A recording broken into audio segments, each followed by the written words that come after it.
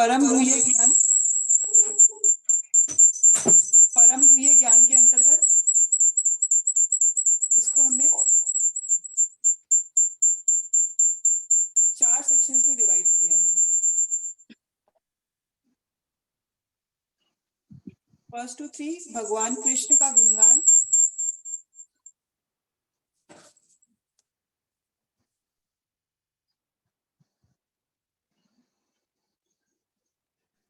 हरे कृष्णा।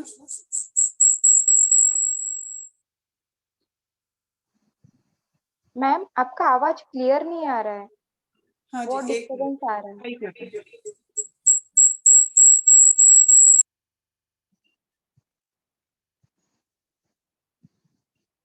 हरे कृष्णा। आप सही।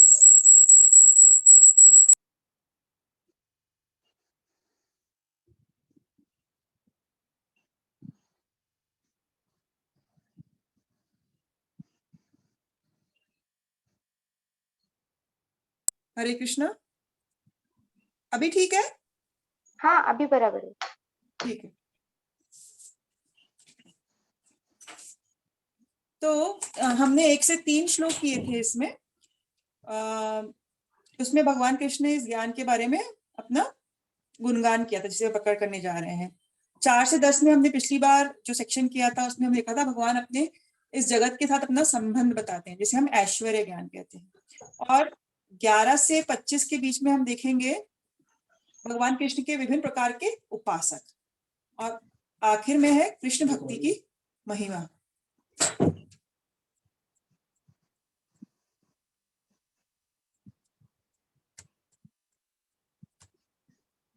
भगवान कृष्ण के विभिन्न प्रकार के उपासक, वर्ष नंबर 11 से 25 है।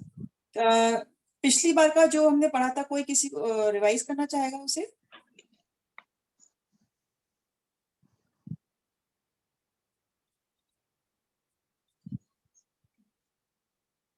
पिछली बार क्या मेन टॉपिक था?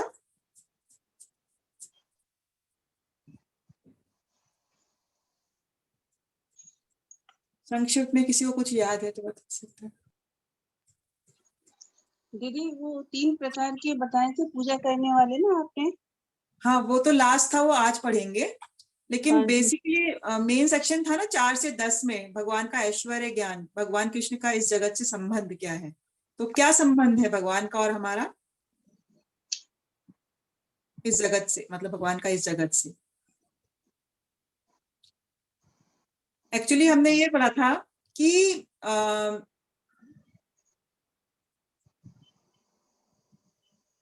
हमने ये पढ़ा था कि भगवान सब जगह व्याप्त है, ठीक है ना।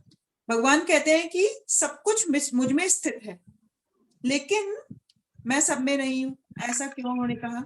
उन्होंने इसलिए कहा क्योंकि भगवान ये बताना चाहते हैं कि सब चीजों का कारणों का कारण मैं हूं, सब कुछ मुझसे ही आया है, फिर भी मैं इन सबसे परे हूं, मैं उदासीन रहता हूं, मैं डायरेक्टली इसमें इन्वॉल्व नहीं होता इस जगत के कार्य में, ठीक है ना। इस जगत के कार्य के लिए मैं पूरा रिस्पॉन्सिबल हूँ और सब कुछ मुझसे ही आता है और मेरी शक्तियों द्वारा किया जाता है। विभिन्न विभिन्न शक्तियां भगवान की सब कुछ कार्यकलाप करती हैं, लेकिन भगवान कभी भी उससे अटैच नहीं होते, उसमें इन्वॉल्व नहीं होते, वह उससे परे रहते हैं, बियॉन्ड रहते जी हैं, जी जी। है ना। ये उन्होंने बताया। राधा रानी की देवी शक्ति के बारे में भी बताया था कि उनके विषय में भी है। हाँ जी। और फिर हमने ये देखा था कि भगवान ने 11 से 14 में बताया, 11 और 12 में तो ये बताया कि जो मूर्ख व्यक्ति होते हैं, जब भगवान इस संसार में अवतरित होते हैं तो भगवान को समझ नहीं पाते, वह उनके दिव्य रूप को समझ नहीं पाते, और वह उसका उपहास करते हैं कि मनुष्य रूप में भगवान को समझते हैं। और लेकिन जो महात्मा लोग होते हैं वह भगवान की राधा रानी की शक्ति, मतलब जो दिव्य शक्ति है, इंटरनल पोटेंसी, अंतरंगा शक्ति, उसके अंडर के, उसके शेल्टर के अंडर होते हैं भगवान के जो भक्त होते हैं। तो ऐसे लोगों को महात्मा कहते हैं। और जो महात्मा होते हैं उनका कार्य क्या होता है? वह अनन्य, मतलब वह सततम कीर्तयन्तो माम, वह हमेशा भगवान का कीर्तन करते रहते हैं, है ना। तो वह महात्मा की क्वालिटी होती है। तो हमने ये डिस्कस किया था पिछली बार। एक तो क्या रिश्ता है भगवान का, भगवान सब में होकर भी, सब कुछ कर भी उससे उदासीन है और परे हैं, और महात्मा में और मूर्ख व्यक्ति में क्या फर्क है। तो जी आज हम देखेंगे कि विभिन्न प्रकार के उपासक भगवान के कौन कौन होते हैं। जी ठीक है, तो ये स्लाइड हमने पिछली बार भी करी थी। 11 से 12 में हमने देखा था कि मूर्ख कृष्ण को साधारण मनुष्य के समान मानते हैं, है ना, वे जी भगवान के दिव्य स्वरूप को समझ नहीं पाते। और 13 से 14 में बताया था महात्मा के बारे में। जो महात्मा है वह अनन्य भक्त हैं और वह भक्ति करते हैं और सततम भगवान कृष्ण की पूजा करते हैं। उसके बाद में इन दो कैटेगरी के लोगों के बाद में बताने के बाद अब भगवान बताना चाहेंगे कि इनसे हटके भी कुछ इस प्रकार के लोग हैं जो ज्ञान का अनुशीलन करना चाहते हैं और उसके द्वारा अलग अलग फॉर्म में भगवान की पूजा करते हैं, है ना। तो इसमें 3 कैटेगरी के लोग आते हैं। पहला तो है एकत्वेन, उनको हम अंग्रोपासना कहा जाता है, मतलब है इस तरह की उपासना करते हैं। फिर पृथक्त्वेन, पथिकोपासना कहा जाता है, और विश्वतोमुखम मतलब विश्व रूप की उपासना करते हैं। तो जो एकत्वेन वाले व्यक्ति हैं वह क्या करते हैं, वह सोचते हैं कि उन्हें इतना पता है कि हम ये भौतिक तत्व नहीं है ना, हमारा शरीर जो है वो मात्र भौतिक है, लेकिन हम इस शरीर से अलग हैं। और उन्हें इतनी समझ हो जाती है कि हम आत्मा है, वहां तक तो वो पहुंच जाते हैं। लेकिन उनकी जो गलती है वह क्या है, वह ये सोचते हैं कि आत्मा और परमात्मा में कोई अंतर नहीं है, और अभी हमने ये भौतिक शरीर का आवरण धारण कर लिया है, और जब इस भौतिक शरीर से हमें मुक्ति मिल जाएगी तो हमारी आत्मा परमात्मा में मिल जाएगी और एक हो जाएगी, उसमें कोई भी अंतर नहीं। तो इस प्रकार का उन लोगों में एकत्व का भाव होता है। तो इनको हम निर्विशेषवादी कहते हैं, इम्पर्सनलिस्ट, इनके बारे में हमने पढ़ा है।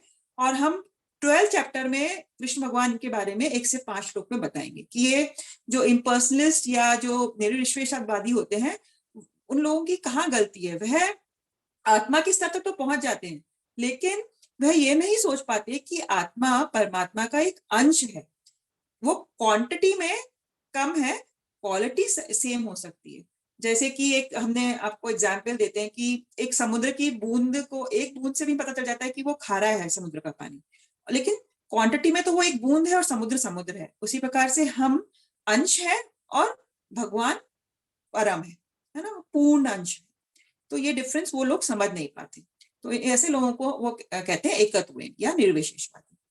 जो दूसरे कैटेगरी के लोग हैं पृथक्त्वेन, पथिकोपासना, ये क्या सोचते हैं कि ये अलग अलग देवताओं की पूजा करते हैं और उन अलग अलग देवताओं को भी क्या भगवान जैसा दर्जा देते हैं।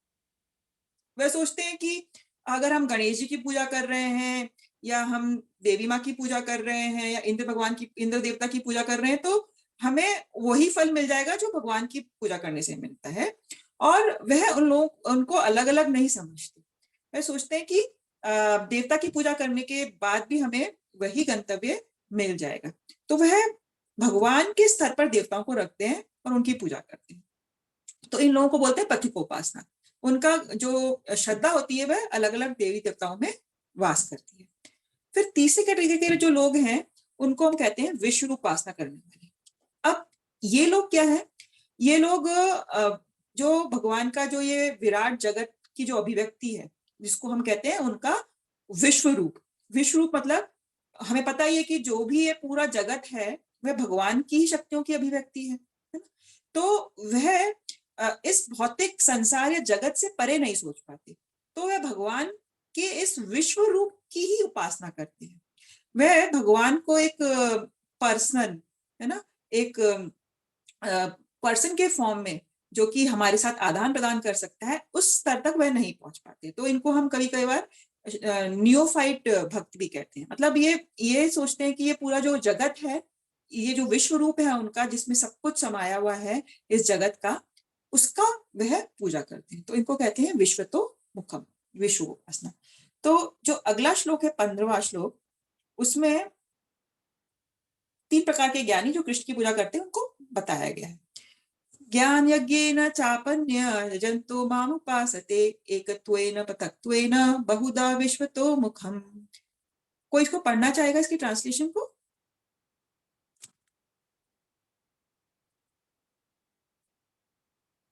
जी मैं पढ़ती हूँ। जी कृष्ण, हरे कृष्णा। हरे कृष्ण। हाँ जी। अन्य लोग जो ज्ञान के अनुशीलन द्वारा यज्ञ में लगे रहते हैं, वे भगवान की पूजा उनके अवध्य रूप में, विविध रूपों में तथा विश्व रूप में करते हैं। भगवद गीता 19:15 श्लोक। हरे कृष्ण। धन्यवाद मधुर जी, हरे कृष्ण। तो इसमें भगवान यही बता रहे हैं कि जो लोग ज्ञान के अनुशीलन द्वारा यज्ञ में लगे रहते हैं, यज्ञ मतलब किसी प्रकार का भी यज्ञ करना, किसी भी सेटिस्फेक्शन के लिए, या कोई भी सेक्रीफाइस करना, है ना, कोई भी अनुष्ठान करना। तो ये लोग अलग अलग रूप में यज्ञ कर रहे हैं। जैसे कि ये लोग अद्वैतवाद में मतलब भगवान को एक अपने समान मानते हैं और वो अपनी पूजा करने लगते हैं कि हम में और भगवान में कोई अंतर नहीं है, वे स्वयं की पूजा करते हैं। दूसरे लोग हैं विभिन्न विभिन्न देवताओं की पूजा में लगे हुए हैं, और तीसरे कैटेगरी के लोग हैं वे विश्व रूप पूजा में लगे हुए हैं। तो ये ही हमने अभी डिस्कस किया। तो आज का जो ये टॉपिक है, इसमें एक्चुअली हम दो कैटेगरी के लोगों की डिस्कशन करेंगे। एक तो है जो विश्व रूप उपासना करते हैं, और दूसरा जो देवताओं की पूजा करते हैं। जो एकत्व वाले हैं उनका डिस्कशन होगा 12th चैप्टर के बिगिनिंग में। ठीक है, तो हम अभी आज दो कैटेगरी के लोगों का डिस्कशन करेंगे। तो इसमें 16 से 19 में तो जो विश्व रूप उपासना की पूजा करते हैं उनके बारे में बताया गया, और 20 से 25 में जो विभिन्न विभिन्न देवताओं की पूजा करते हैं, मतलब पथिक उपासना करते हैं, उनके बारे में बताया गया है। ठीक है, तो 16 से 19 तक भगवान ये बताते हैं कि मैं क्या क्या हूं, है ना, मैं कितना विराट हूं, मैं हर चीज हूं। तो जैसे कि ये जो 16 नंबर श्लोक है, उसमें क्या बोला गया है? कृष्ण सभी यज्ञों के विभिन्न अव्यय हैं। मैं हूं कृतु, मैं यज्ञ हूं, मैं स्वधा हूं, मैं औषधम हूं, मैं मंत्र हूं, मैं आज्यम हूं, मैं अग्नि हूं, मैं हुतम। इस प्रकार से 16 नंबर श्लोक में बताते हैं।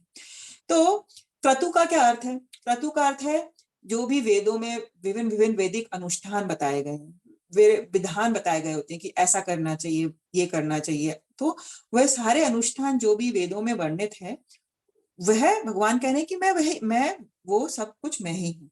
फिर विभिन्न विभिन्न यज्ञ बताए गए हैं।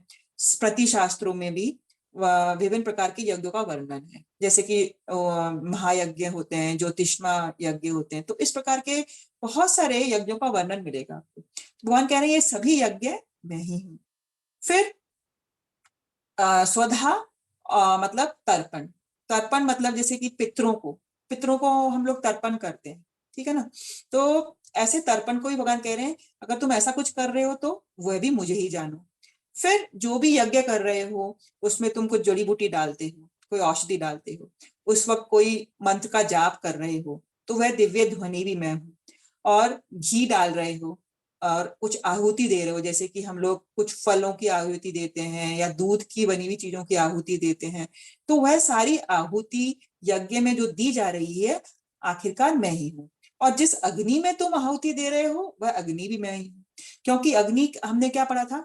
अग्नि 5 जो महाभूत है उसमें से एक है ना, हमने पढ़ा था। जल, वायु, air, water, fire, air and ether, ये 5 होते हैं महातत्व, उसमें अग्नि भी आता है। ठीक है ना। तो अग्नि भगवान की जो अपरा शक्ति है उसमें से एक है। तो भगवान इस श्लोक में यही कह रहे हैं कि हर एक चीज जो तुम इस जगत में देखते हो या करते हो आखिरकार मैं हूं। तो इसे भगवान ये बताना चाह रहे हैं कि तुम अगर ये समझकर मुझे पूजना चाहते हो तो पूजो, मतलब विश्व उपासना करो। फिर 17 से 19 में भी ऐसा ही कुछ कहा जा रहा है। क्या कहा जा रहा है? कि कृष्ण सर्वव्यापी है ही, असीमित आश्रय है हमारे और सभी कारणों के कारण है। अब भगवान कहते हैं कि मैं पूरे ब्रह्मांड का पिता हूं। ठीक है, ये हमें पता ही है कि भगवान कैसे पिता है। भगवान कहते हैं ना, अहम बीज पदत पिता, मैंने ही इन सब जीव जंतुओं के बीज को बोया है। कैसे बोया है? जब भगवान अपनी दृष्टिपात करते हैं इस भौतिक जगत में, इस भौतिक प्रकृति में, तो उनके दृष्टिपात से ही ये भौतिक जो जगत है ये गर्वित हो जाता है, मतलब इसमें सारे जीव जंतु आ जाते हैं। ठीक है ना, जो भी जीवित प्राणी है अभी, तो वह उसमें डाल दिए जाते हैं उनके ग्लैंस से। तो इसीलिए भगवान बीज प्रदत्त पिता, भगवान इस पूरे ब्रह्मांड के पिता कहलाते हैं। फिर मैं माता हूं। अब माता कैसे हुए? माता इसलिए हुए क्योंकि हमें पता है कि जब इस भौतिक जगत जो है वो अव्यक्त रूप में जब अभी मैनिफेस्ट नहीं हुआ है, तो वह महातत्व के रूप में महाविष्णु में रहता है। तो एक तरह से महाविष्णु के गर्भ में है सब कुछ, हम सभी जीव जंतु। तो इस प्रकार से वह हमारी माता भी हुई। फिर आश्रय, आश्रय तो है ही, क्योंकि हमारा परम आश्रय कौन है? भगवान श्री कृष्ण। शेल्टर, हम इस जगत में अलग अलग शेल्टर ढूंढते रहते हैं। कोई किसी रिश्ते में अपना शेल्टर ढूंढता है, कोई सोचता है कि घर ही मेरा सब कुछ है, कोई सोचता है ये देश ही मेरा सब कुछ है। तो अलग अलग रिश्तों में, दोस्ती में हम अपना आश्रय ढूंढते हैं। लेकिन भगवान आखिर जो 18 अध्याय उसमें भी कहेंगे कि मुझे अपना परम आश्रय समझो, क्योंकि मैं ऐसा शेल्टर हूं जो कभी धोखा नहीं देगा। क्योंकि बाकी सब आश्रय हमें धोखा दे सकते हैं, लेकिन भगवान कभी धोखा नहीं देंगे। फिर कहते मैं पितामह भी हूँ। अब पितामह कैसे हुए? हमें पता ही है कि ब्रह्मा जी जो है उनके पिता हैं भगवान, क्योंकि भगवान के जो नाभि से लोटस होता है उसमें ब्रह्मा जी की उत्पत्ति होती है। फिर भगवान सेकेंडरी क्रिएशन करते हैं। फिर भगवान को रिस्पॉन्स, मतलब ब्रह्मा जी को रिस्पॉन्सिबिलिटी दी जाती है कि आप ये क्रिएशन करो। तो ब्रह्मा जी के पिता होने के कारण हम उनको कह सकते हैं कि वो हमारे पितामह भी हैं। तो इस प्रकार से भगवान क्या है? जगत के पिता, माता, धाता और पितामह। फिर कहा जाता है मैं ज्ञेय हूँ। ज्ञेय मतलब जो भी कुछ जानने योग्य है इस धरती पर, स्पेशली वेद इत्यादि, तो वह भी भगवान है। फिर शुद्धिकर्ता, शुद्धिकर्ता मतलब प्योरीफायर। भगवान हमें हमारे सारे पापों से शुद्धिकरण कर सकते हैं। और ओंकार, ओंकार क्या? ओम का उच्चारण करते हैं ना हम लोग, तो इस ओम को प्रणव कहा जाता है, और ये वेदों में मेंशन है कि ओम का जाप करना चाहिए। तो भगवान कह रहे हैं कि उस ओम की ध्वनि भी आखिरकार मैं ही हूँ, और सारे वेद भी मैं ही हूँ। क्योंकि हमें पता है कि सारे वेद की उत्पत्ति कहाँ से हुई है? भगवान से हुई है। भगवान ने ही वेद का ज्ञान सभी को दिया है, ठीक है ना। तो ऋग्वेद, सामवेद और यजुर्वेद, ये 3 वेद मुख्य होते हैं। जो चौथा वेद है अर्थवेद, वो एक्चुअली सप्लीमेंट्री है, उसको मेन वेदों में नहीं माना जाता है, इसलिए यहाँ पे 3 वेदों का वर्णन है। फिर मैं लक्ष्य हूँ। भगवान लक्ष्य मतलब हमारे अल्टीमेट गोल है। हमें क्या प्राप्त करना है? भगवान का धाम और भगवान को हमें प्राप्त करना है। तो ये भगवान हमारे परम लक्ष्य हैं। पालन करता हमने बताया है पहले कि हर चीज के मेंटेनर है भगवान। भगवान ही सब पूरी धरती का पालन कर रहे हैं, सभी कारणों के कारण है, इसीलिए वह हमारे स्वामी हैं। और साक्षी क्यों है? क्योंकि भगवान परमात्मा के रूप में हमारे साथ हमेशा रहते हैं, और हम जो भी एक्टिविटी करते हैं ना उसको वो विटनेस करते हैं, साक्षी के रूप में हमारे साथ हमेशा स्थित होते हैं। तो अभी तो कहते हैं कि परमात्मा से कुछ नहीं छुपा है। ऐसा क्यों कहते हैं? क्योंकि भगवान साक्षी परमात्मा के रूप में हमेशा आत्मा का साथ रहते हैं, वह कभी भी हमें छोड़कर नहीं जाते। मैं निवास हूँ। निवास मतलब जैसे कि अगर हम किसी देश में रह रहे हैं, किसी धरती में, किसी सिटी में रह रहे हैं, कहीं भी रह रहे हैं, तो वह सब भगवान के द्वारा ही निर्मित है। तो भगवान निवास है। शरण, शरण फिर से आया कि भगवान ही आश्रय है। और सबसे प्रिय हमारे मित्र भी है। सबसे प्रिय मित्र हमें 5वें अध्याय के आखिरी श्लोक में भगवान ने कहा था, सुहृदम सर्वभूतानां ज्ञात्वा माम शांतिम पृच्छति। जो मुझे अपना सबसे सुहृद मित्र मानता है उसे शांति प्राप्त होती है। तो भगवान हम सबका भला चाहते हैं, इसलिए वे हमारे प्रिय मित्र हैं। फिर मैं ही सृष्टि और प्रलय हूँ, सबका आधार हूँ। ये भी इस मतलब अध्याय में पहले भगवान ने बताया कि इस सृष्टि का उद्गम मुझसे होता है ना। और जब प्रलय आता है तो सब कुछ मुझ में ही वापस समा जाता है, महाविष्णु में सब कुछ एंटर हो जाता है। तो ये जो सृष्टि हो रही है या प्रलय हो रहा है, इसका भी आधार मैं हूँ। मैं परम आश्रय हूँ और शाश्वत बीज हूँ। फिर भगवान कह रहे हैं कि मैं गर्मी देता हूँ, मैं बारिश देता हूँ। गर्मी कैसे आती है हमें? सूर्य से। और सूर्य कौन कौन क्या, सूर्य को क्या कहते हैं? भगवान की आंख कहते हैं। जो ये भगवान का विश्व रूप है ना, उस विश्व रूप की आंख को हम सूर्य कहते हैं। और सूर्य हमें गर्मी और प्रकाश देता है। तो अल्टीमेटली कौन दे रहा है? भगवान दे रहे हैं। और मैं ही बारिश करता हूँ, है ना। इंद्र देवता को हम खुश करते हैं तो बारिश होती है, लेकिन इंद्र भगवान किसके निर्देशन में बारिश कर रहे हैं? जब बहुत बारिश होनी है या बारिश नहीं होती है, सब कुछ का अल्टीमेट डिसाइडिंग फैक्टर भगवान रखते हैं। भगवान बारिश रोक भी रहे हैं और भेज भी रहे हैं। मैं अमरत्व हूँ और साक्षात मृत्यु भी हूँ। अमरत्व मतलब इस जीवन को चलाने के लिए हमें जो भी कुछ चीज है वह भगवान दे रहे हैं। और अंत में काल के रूप में मृत्यु जब हम आती है तो वह काल स्वरूप भी भगवान का ही होता है, तो साक्षात मृत्यु भी है। फिर अल्टीमेटली कहते हैं मैं आत्मा और पदार्थ दोनों, चाहे वह सूक्ष्म मतलब सूक्ष्म और स्थूल। हमने बताया था कि जो आत्मा है वह सूक्ष्म है और पदार्थ क्या है, स्थूल।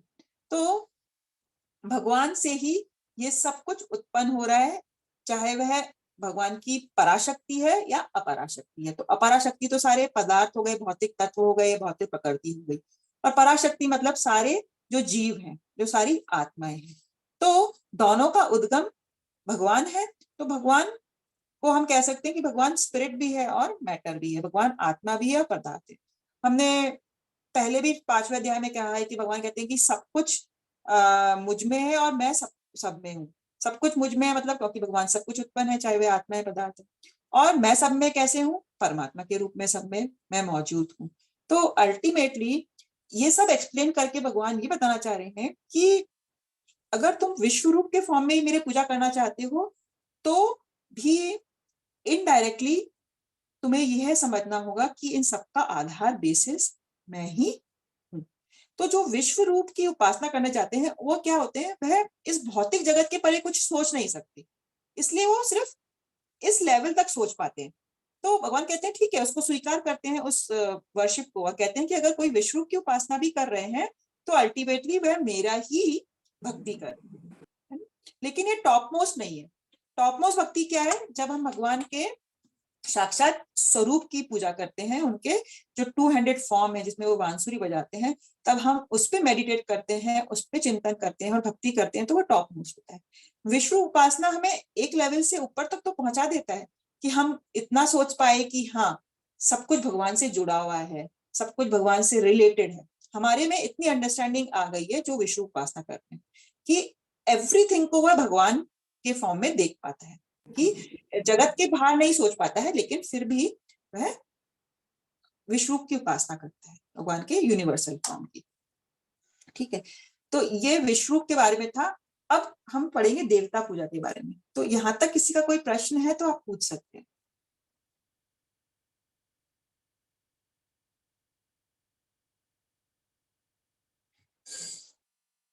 ठीक है, तो हम आगे बढ़ते हैं। तो ये 4 ही श्लोक हैं जिसमें बताया गया है, और इसके बाद पूरा जो विश्व रूप है 11th चैप्टर जो होगा ना, वो सिर्फ भगवान के विश्व रूप के ऊपर ही है। तो उसमें पूरा विस्तृत वर्णन होगा, तब आपको और समझ में आ जाएगा कि ये विश्व रूप है क्या आखिर में। अभी तो भगवान ने सिर्फ एक मतलब कहते हैं ना ग्लिम्प्स दिया है उसका, सिर्फ आपको एक शॉर्ट में बता दिया है 4 श्लोक में। लेकिन 11th चैप्टर पूरा भगवान के विश्व रूप के बारे में है, तब ये सब आपको और भी आगे क्लियर हो जाएगा। अब हम आगे देखेंगे कि देवता पूजा के बारे में भगवान इसमें क्या कहते हैं। देवता पूजा के बारे में 7th चैप्टर में भी हमने पढ़ा था, है ना। उसमें भी 4-5 श्लोक थे जो पूरा देवता पूजा के ऊपर थे, और शॉर्ट में यहाँ पर भी उसी के बारे में एक्सप्लेनेशन है। तो इन दोनों श्लोक को कोई पढ़ना चाहेगा, 20 और 21?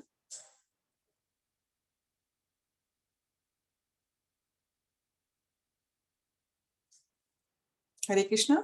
दीपाली जी आप पढ़ेंगी? हाँ, यस। जो लोग वेदों और अध्ययन करते हैं और सोम रस पीते हैं, स्वर्गीय ग्रहों की तलाश करते हैं, वो अप्रत्यक्ष रूप से मेरी पूजा करते हैं। पापी प्रतिक्रियाओं से अशुद्ध होकर वे इंद्र के पवित्र स्वर्गीय ग्रह पर जन्म लेते हैं, जहाँ वे ईश्वरीय प्रसन्नता का आनंद लेते हैं। जब वे इस प्रकार विशाल स्वर्गीय इंद्रिय को सुख का आनंद देते हैं और उनकी पवित्र गतिविधियों को परिणाम समाप्त हो जाते हैं, तो वे फिर से इस ईश्वर ग्रह पर लौट आते हैं। इस प्रकार जो लोग तीनों वेदों से सिद्धांतों का पालन करते हैं, वो इंद्रिय भोग का तलाश करते हैं, उन्हें केवल बार बार जन्म और मृत्यु की प्राप्ति होती है। धन्यवाद दीपाली जी। हरे कृष्णा। तो जो लोग वेदों का अध्ययन करते हैं और सोमरस पीते हैं, तो एक्चुअली जो देवता पूजा के बारे में है ना, वेदों में मेंशन है, ऐसा नहीं है कि ये अवैदिक है। वेदों में कर्म कांड सेक्शन में इस प्रकार की अलग अलग देवताओं की पूजा या उपासना करना वर्णित। ठीक है, तो वेदों में ये बताया गया है कि जो कर्म कांड उसका सेक्शन है कि अगर कोई सोमरस पीता है। अब सोमरस क्या है? सोमरस हमारी जनरल जो मटेरियल वर्ल्ड में हम लोग शराब के नाम से वाइन पीते हैं, वैसा नहीं होता। सोम रस एक दिव्य पेय है, और जो लोग इस दिव्य पेय को पीते हैं, जो इसके काबिल बन पाते हैं, तो उन लोगों की क्या आकांक्षा होती है? वो लोग चाहते हैं कि हमें स्वर्ग मिल जाए, है ना। तो उनमें इतना पुण्य भी उन्हें इकट्ठा करना पड़ता है, और पुण्य इकट्ठा करने के बाद ही वह स्वर्ग लोग जा सकते हैं। इतनी आसानी से नहीं जा सकता कोई स्वर्ग। तो इसके लिए वेदों में बताया गया कि उन्हें सोम रस का पान करना पड़ेगा, और सोम रस का पान करने से वह बहुत पुण्य इकट्ठा करते हैं, और जब उन्हें पुण्य इकट्ठा हो जाता है, उनके अकाउंट में क्रेडिट हो जाता है, तो उन्हें स्वर्गवास मिलता है। अब स्वर्गवास मिल गया, तो हमने आपको पहले ही बताया है कि इस भौतिक जगत में चाहे ब्रह्मलोक से लेके नीचे के लोक तक भी हम अगर ऊपर नीचे बंजी जंपिंग करते रहे तो भी कोई फायदा नहीं, क्योंकि ब्रह्मा जी को भी अपने 100 साल होने के बाद में उनकी भी जीवन की आयु होती है, बहुत लंबी आयु होती है, लेकिन फिर भी उसकी समाप्ति होती है, क्योंकि इस भौतिक जगत में कुछ भी परमानेंट नहीं, सब कुछ क्या है, क्षणिक है, टेम्पररी। तो अगर कोई स्वर्ग लोक में चला भी गया बहुत सारा पुण्य करके, तो वह वहां पर बहुत विषय सुख भोगेगा, ठीक है, बहुत लंबी आयु होगी, है ना, बहुत उसको कंफर्ट्स होंगे वहां पर, लेकिन वह परमानेंटली नहीं रहे। उसका जब पुण्य क्रेडिट खत्म हो जाएगा, जैसे हमारे अकाउंट में अगर हमारा क्रेडिट बैलेंस खत्म हो जाता है तो हम कुछ नहीं कर सकते, है ना, उसी प्रकार से जब उसके पुण्य का क्रेडिट खत्म हो जाएगा तो उसे वापस इस धरती पर आना पड़ेगा। तो स्वर्ग में जाने के बाद भी कोई हल नहीं निकल के आता है, वो परमानेंट सोल्यूशन है।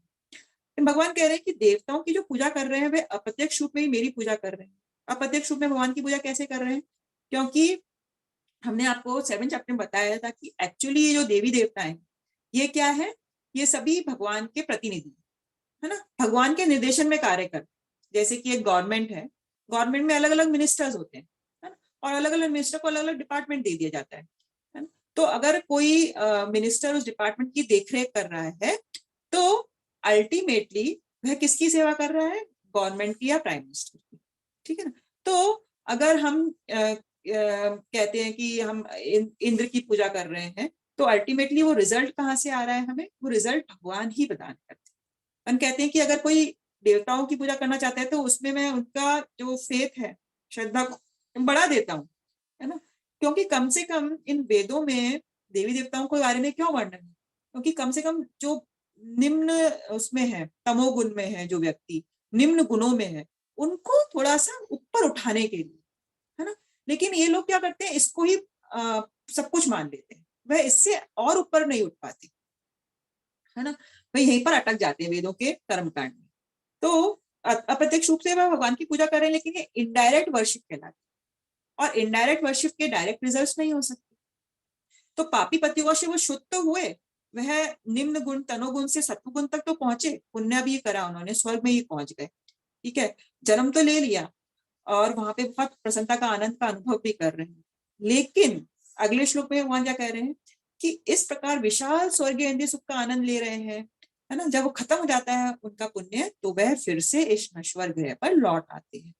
तो इस प्रकार जो लोग 3 वेदों के सिद्धांतों को पालन करके इंद्रिय भोग की तलाश कर रहे हैं, उन्हें क्या करना है? उन्हें क्या करना पड़ता है? बार बार इस जन्म मृत्यु जरा व्याधि के चक्कर में पड़े रहना पड़ता है। तो उनको इससे परे कुछ सोचना होगा। अगर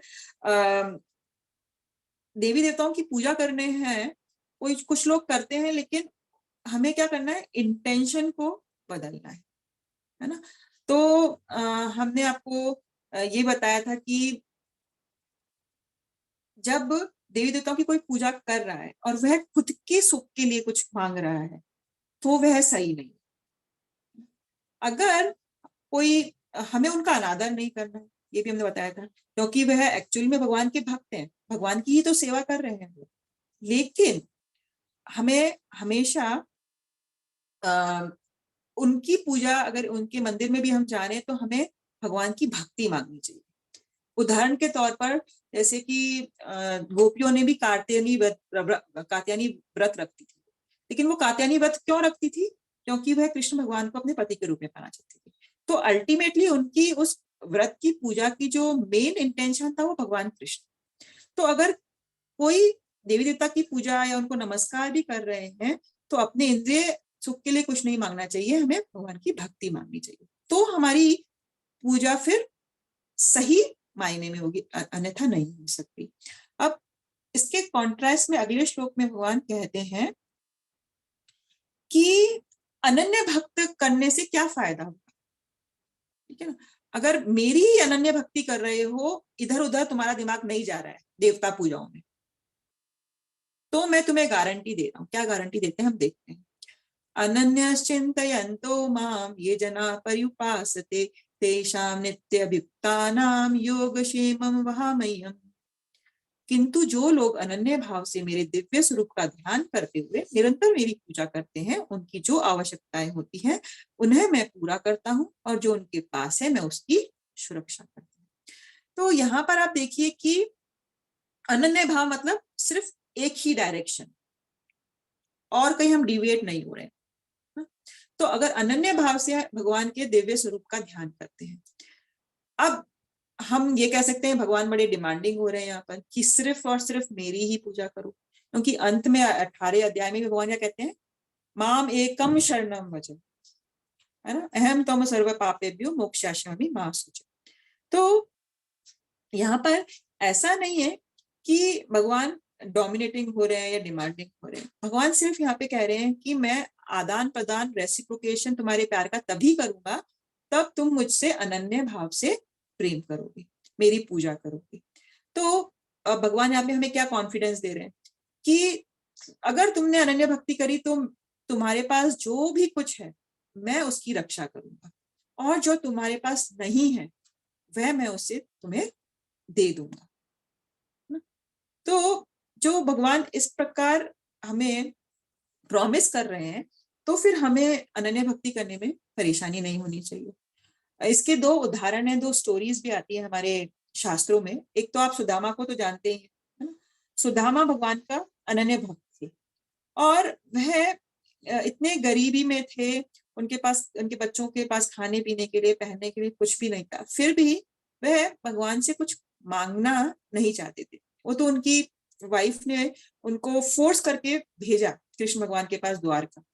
वहां जाकर भी उन्होंने कुछ नहीं मांगा कृष्ण भगवान से, लेकिन कृष्ण भगवान ने उनका इतना आदर सम्मान किया, है ना। और वह न मांगे भी भगवान ने उनको सब कुछ दे दिया। जब वे लौट के अपने गांव वापस गए तो सुदामापुरी में, तो उन्होंने देखा कि उनका जो झोपड़ी थी वह एक महल बन चुका है। तो ये उनको अनन्य भक्ति का फल दिया भगवान ने, कि उनकी भौतिक आवश्यकताएं भी पूरी करी। तो भगवान हमारा एज अ कंप्लीट ध्यान रखते हैं। ऐसा नहीं कि हमें सिर्फ स्पिरिचुअलिटी देंगे, हमें सिर्फ मटेरियल चीजों का ध्यान रखेंगे, नहीं।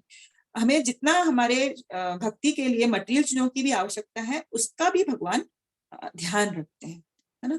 तो जो भगवान के लिए शुद्ध भक्त हैं, भगवान सभी प्रकार से उनका ध्यान रखते हैं। जैसे कि प्रभुपाद के एग्जाम्पल में भी आप सोचेंगे, प्रभुपाद जब विदेश में ये प्रचार करने गए तो उनके पास मात्र 40 रुपए थे, और वह एक कार्गो शिप में गए थे, मतलब जहाँ पे जिस शिप में सामान जाता है, सिर्फ 40 रुपए के साथ वो चले गए बस कि मुझे प्रचार करना है। और जब वे लौट के आए तो उनके पास वो 40 रुपए थे, लेकिन अब उनके पास 108 मंदिर थे, है ना। तो उन्होंने इतना प्रचार किया कि भगवान के प्रति उनकी शुद्ध भक्ति की वजह से भगवान ने उनको सब कुछ प्रदान किया। उनके पास फिर कोई ना भौतिक आवश्यकता नहीं, मतलब ऐसे कुछ नहीं था जो वो भौतिकली उनको कुछ नहीं मिल सकता था, या फिर उनको इतने सारे भक्त और अनुयायी दिए और उनका पूरा प्रचार हुआ पूरे विश्व में। तो उनकी सभी चीजों का भगवान ने ध्यान रखा। और इसी प्रकार से एक और स्टोरी आती है अर्जुनाचार्य की। वह भी भगवान के भक्त थे, और एक बार मतलब वह सिर्फ भिक्षा मांगकर अपना पालन पोषण करते थे। तो एक बार बहुत दिन तक उन्होंने भिक्षाएं मांगने गए, कुछ भी नहीं मिला उनको। 1 दिन, 2 दिन, 3 दिन, 4-5 दिन भिक्षा में कुछ भी नहीं मिला। तो उनकी पूरी फैमिली थी वह भूखी मर रही थी, लेकिन फिर भी उन्होंने, कुछ भी उनके मन में नहीं आया। लेकिन वह फिर जब गीता पढ़ रहे थे तो उन्होंने ये वाला श्लोक पढ़ा, तो उनके मन में ना ऐसा आ गया कि ये भगवान मेरे सुन नहीं रहे या भगवान मेरा ध्यान नहीं रख रहे। तो उन्होंने उस श्लोक को काट दिया पेन से, और फिर वह फिर से बाहर चले गए स्नान करने के लिए। तो जब वह लौट के आए तो उन्होंने देखा कि वह जो उन्होंने काटा था श्लोक, वह अब काटा हुआ नहीं है, वो साफ हो गया उनसे। तो ऐसा कैसे हुआ? पीछे से जो ये हैं कृष्ण बलराम, वह उनके घर पर आते हैं और बहुत सारा भोजन सामग्री इत्यादि अपनी पीठ पर लाते हैं और उनकी वाइफ को दे देते हैं और बोलते हैं कि ये सब कुछ आपके पति अर्जुनाचार्य ने भेजा है। तो मतलब भगवान ये बताना चाह रहे हैं कि ये श्लोक इतना इम्पोर्टेंट है कि तुम्हें इस बात पर बिल्कुल भी डाउट नहीं होना चाहिए कि भगवान हमारी पूरी सुरक्षा नहीं करेंगे। तो भगवान ने उस अर्जुनाचार्य की भी मदद की। तो इस प्रकार से भगवान एक अनन्य भक्त के लिए कंप्लीट प्रोटेक्शन हमें प्रोवाइड करते हैं। तो इसलिए हमें इधर उधर नहीं जाना चाहिए। और इसी के बाद में ये जो 23-24 श्लोक हैं उसमें भी देवता पूजा के बारे में बताया गया। क्या कह रहे हैं कि देवता पूजा, कृष्ण की पूजा करने का एक गलत तरीका है।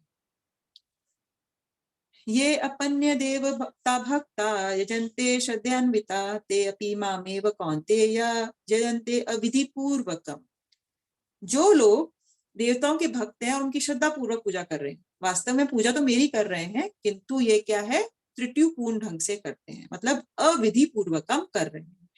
अभी आपको पहले भी समझाया कि अविधि पूर्वकम क्यों है, क्योंकि हमें अगर इस एग्जाम्पल से आप समझ सकते हैं कि ये अविधि पूर्वकम क्यों है। अगर कोई व्यक्ति पेड़ की पत्तियों पर और शाखाओं पर पानी डाल दे और जड़ में पानी नहीं डाले तो क्या होगा, ये अविधि पूर्वक हो गया ना, पेड़ को तो कोई फायदा नहीं होगा, वह हरा भरा नहीं होगा।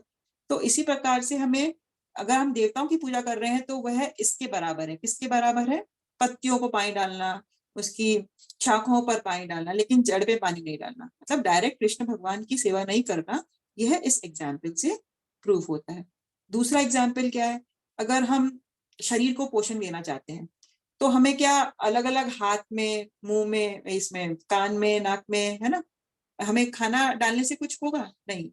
हमें कहाँ खाना डालना होगा? मुंह में, ताकि सीधा पेट को खाना मिले और पेट से फिर वह हमें पूरा पोषण प्रोवाइड कर देता है। तो इसी प्रकार से अगर हम अलग अलग अंग को खाना डालना चाहें तो वह अविधि पूर्वक है, वह प्रॉपर नहीं। हमें खाना कहाँ डालना है? पेट में। तो हमें किसकी भक्ति करनी है? भगवान श्री कृष्ण। तो इसके तात्पर्य में भगवान इसके निमित्त कुछ समझाते हैं। आप में से कोई पढ़ेगा? रेणु जी आप पढ़ेंगी? हाँ जी, हरे कृष्णा। हरे कृष्ण। इस तरह विभिन्न देवता भगवान की सरकार के विभिन्न अधिकारी तथा निर्देशक हैं। मनुष्य को अधिकारियों या निर्देशकों द्वारा नहीं अपितु सरकार द्वारा निर्मित नियमों का पालन करना होता है। इस प्रकार हर एक को परमेश्वर की ही पूजा करनी होती है। इससे भगवान के सारे अधिकारी तथा निर्देशक स्वतः प्रसन्न होंगे। अधिकारी तथा निर्देशक तो सरकार के प्रतिनिधि होते हैं, अतः उन्हें घूस देना अवैध है। यहाँ पर इसी को अविधि पूर्वकम कहा गया है। दूसरे शब्दों में कृष्ण अन्य देवताओं की व्यर्थ पूजा का समर्थन नहीं करते। हरे कृष्ण। हरे कृष्ण, धन्यवाद ना। तो इसको पढ़कर आप समझ सकते हैं कि जैसे विभिन्न सरकार के अधिकारी हैं, इधर हैं, और हम लोग उनको खुश करने में लगे रहे, है ना, उनको खुश करने में लगे रहे और प्राइम मिनिस्टर को कुछ नहीं दें, उसके लिए कुछ नहीं करें। तो अगर हम सिर्फ प्राइम मिनिस्टर के लिए कुछ करें तो ये जो अधिकारी है, निर्देशक है, अपने आप ही पसंद हो जाएंगे, वो इनडायरेक्टली वो भी सेटिस्फाई हो जाएंगे क्योंकि वो इस गवर्नमेंट के अंडर में आते हैं।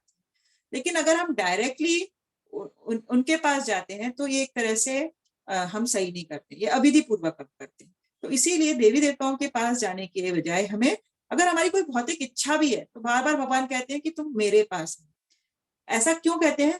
क्योंकि देवी देवता क्या करेंगे कि हमारी इच्छा तो पूरी कर देंगे, लेकिन हमने ये भी पढ़ा था कि उनकी एक जो इच्छा पूर्ति है वह क्षणिक समय के लिए रहेगी, वो हमें परमानेंटली कोई भी बूंद नहीं दे सकते, है ना। कुछ समय तक हमें उसका जो लाभ है वो प्रदान होगा, उसके बाद वह अंत हो जाएगा, क्योंकि देवी देवता खुद भी टेम्पररी है, उनकी भी एक लाइफ है, उनका भी एक पद है जो चेंज हो जाएगा। तो अगर वह भी चेंज हो जाएंगे तो जो वह हमें प्रोवाइड करेंगे वो कैसे परमानेंट हो सकता है? तो अगर हमें परमानेंट चीज चाहिए तो हमें भगवान के पास जाना होगा। और भगवान क्या करते हैं? भगवान हमारा शुद्धिकरण कर देते हैं। तो अगर हम भौतिक इच्छा को लेके भी उनके पास जाते हैं तो धीरे धीरे वह हमारी भौतिक इच्छा भी चली जाएगी और हम भगवान की भक्ति में लग जाएंगे। तो भगवान हमें वो ही देंगे जो हमारे लिए आवश्यक है, जो हमारे लिए हमें देना चाहिए। लेकिन देवी देवता बिना सोचे समझे दे देते हैं। जैसे कि हमने पहले भी आपको उदाहरण बताया कि अगर किसी बच्चे को चॉकलेट चाहिए तो वह बच्चा अगर पिताजी के पास जाएगा, माता के पास जाएगा, तो माता पिता उसे चॉकलेट नहीं देंगे, तो उन्हें पता है कि इसको खाने से दांत खराब हो जाएंगे। लेकिन वही बच्चा अगर अपने अंकल के पास जाता है तो अंकल शायद उसे चॉकलेट दे देंगे, क्योंकि वह इतना प्यार से उसके बारे में नहीं सोचेंगे कि इसको कोई कष्ट हो जाएगा बाद में। ठीक है ना। तो इसी प्रकार से ये देवी देवता की पूजा है, वह हमें दे देते हैं जो भी हमें बूंस चाहिए होती है ना। लेकिन भगवान पहले शुद्धिकरण करते हैं और फिर हमारी रिक्वायरमेंट को पूरा करते हैं। ठीक है। तो इस प्रकार से हमें ये जो देवी देवता पूजा को एक अविधि पूर्वक हम बताया है, हमें डायरेक्टली भगवान को अप्रोच करना चाहिए, देवी देवताओं को अप्रोच नहीं करना चाहिए। अब 24 नंबर श्लोक में क्या कह रहे हैं कृष्ण कि ऐसा क्यों? क्योंकि सभी कार्य कृष्ण को संतुष्ट करने के लिए हैं। अगर हमने भगवान को संतुष्ट कर दिया तो हमारे भी सारे कार्य पूरे हो जाएंगे। अहम ही सर्वे ज्ञानानां भोक्ता च प्रभुरेव च न तु माम अभिजानान्ति तत्त्वेनताश्चैवन्ति ते। मैं ही समस्त जगहों का एकमात्र भोक्ता तथा स्वामी हूँ, अतः जो लोग मेरे वास्तविक दिव्य स्वभाव को नहीं पहचान पाते वह नीचे गिर जाते हैं। तो अल्टीमेटली हम किसी प्रकार का भी यज्ञ कर रहे हैं तो उसके भोक्ता भगवान कृष्ण है। ये हमने 3rd चैप्टर में भी पढ़ा था कि अगर हम कोई यज्ञ कर रहे हैं, यज्ञानार्थक कर्मणो लोक कर्म बंधन तदतम कर्म कौन्तेय मुक्त संग समाचार। कोई भी यज्ञ कर रहे हो तो वह भगवान कृष्ण की संतुष्टि के लिए करना चाहिए। यज्ञ वही विष्णु, मतलब किसी प्रकार भी यज्ञ भगवान विष्णु की संतुष्टि के लिए किया जाना चाहिए। तो लेकिन जो लोग अगर विभिन्न प्रकार के यज्ञ इन देवी देवताओं की संतुष्टि के लिए कर रहे हैं तो ये अविधि पूर्वक है। और वो ऐसा क्यों कर रहे हैं? क्योंकि वे भगवान का दिव्य स्वभाव को नहीं जानते, और ऐसा करने से वह नीचे गिर जाते। नीचे गिर जाते मतलब उन्हें फिर से इस नश्वर धरती पर जन्म लेना पड़ता है। वह भगवान के परम धाम तक नहीं पहुंच पाते, परम गंतव्य तक नहीं पहुंच पाते। ठीक है। तो जो व्यक्ति ये समझ जाता है कि भगवान का स्वभाव दिव्य है और सभी यज्ञों का एकमात्र कार्य भगवान को संतुष्ट करना है, ऐसे ही व्यक्ति सिर्फ भगवान के परम धाम को वापस जा सकते हैं। क्योंकि अगले श्लोक में भगवान बता रहे हैं कि जो जैसा पूजा करेगा उसे वैसा ही मिलेगा। हमने आपको ये पहले ही बताया था कि ये यथा माम प्रपद्यन्ते ताम सते भजाम्यहम्। जो जिस भाव से मेरी पूजा कर रहा है मैं उसे वही प्रदान कर देता हूँ, है ना। सारे रास्ते कोई कोई कहता है कि हम कुछ भी करें, इधर इनकी पूजा करेंगे तो भी हमें मोक्ष मिल जाएगा, या सभी तरह की पूजा एक ही है, कोई फर्क नहीं है। तो ऐसा नहीं होता। अगर रास्ते अलग अलग हैं तो एक गंतव्य कैसे हो सकता है ना। अगर हमने दिल्ली की ट्रेन पकड़ी है तो हम दिल्ली पहुंचेंगे, कलकत्ता नहीं जा सकते। तो इसी प्रकार से अगर हम अलग अलग प्रकार की पूजा कर रहे हैं तो उसका फल भी अलग अलग होगा। तो 25 श्लोक में क्या बता रहे हैं भगवान कि अगर कोई देवताओं की पूजा कर रहे हैं तो वह देवताओं के लोक में चले जाएंगे, है ना, इंद्र लोक में या फिर ब्रह्म लोक में, है ना, चंद्र लोक में। अलग अलग लोग हैं अलग अलग देवताओं के, है ना। तो अगर कोई जिस लोक में जाना चाह रहा है वैसे देवता की पूजा करेगा। जो कर्म कांड में इनके अलग अलग विधि विधान मेंशन है उन विधि विधानों को वो फॉलो करता है, और फॉलो करने से पुण्य एकत्रित करता है और देवताओं के भी जन्म ले लेता है। अब जो लोग पितरों को पूजते हैं वे पितरों के पास चले जाते हैं। कुछ लोग है ना, ये अलग अलग यज्ञ हैं इसमें वेदों में जो पितरों के लिए बताए गए। तो ऐसे लोग क्या करते हैं, पितृलोक जाना चाहते हैं कि जहां उनके पितृ गए हैं वहां हमें भी जाना। तो वह वैदिक विधानों से पितृ में लोक में जाने के लिए पूजा करते हैं, तो वह वहां पहुंच जाते हैं। और कुछ लोग भी होते हैं जो काला जादू करते हैं या कुछ होते हैं, वह भूत प्रेतों की उपासना करते हैं। इनके बारे में फिर से 17 चैप्टर में आएगा जहाँ डिविजन्स ऑफ फेथ उसका नाम है ना। उसमें अलग अलग प्रकार के लोग अलग अलग कैसे पूजा करते हैं। तो जो भूत प्रेतों की पूजा करते हैं वह भूत पिशाच बन जाते हैं और वह मतलब जो निम्न लोक होते हैं, है ना, भूत लोक वगैरह, इनमें जन्म लेते हैं।